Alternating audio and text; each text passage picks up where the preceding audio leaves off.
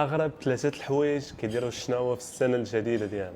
اول حاجه هي ما خصهمش ينظفوا المنازل ديالهم او الحوايج ديالهم، حيت عندهم فكره ان نظفوا يعني المنازل ديالهم بحال كيجريو على الرزق او الحظ ديال السنه الجديده. وبالنسبه للحاجه الثانيه هي ما خصهمش يعني يدوشوا او يستحموا، ونفس الشيء ما خصهمش يحسنوا الشعر ديالهم او يقطعوا الاظافر ديالهم في يوم العيد او في نهار قبل من العيد.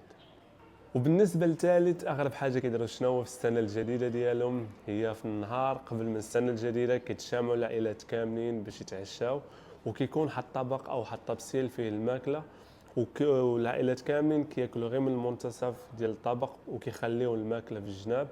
على فكره عندهم اساس باللي الا خلاو الماكله بحال اللي كيخليو الرزق، والسنه الجديده غادي تدخل عليهم برزق. وهادو هما اغرب ثلاثه الحوايج كيديروا الشناوه في السنه الجديده ديالهم. الا كنتي مازال بغيت تعرف على التقاليد العادات او الحوايج اللي غراب كيديروا الشناوه، دير معاك واحد جيم وخلي لي كومونتير. وإلا عجبك هادشي بارطاجي مع صاحبك اللي غيجي للصين او ديجا في الصين باش يعرف. السلام عليكم.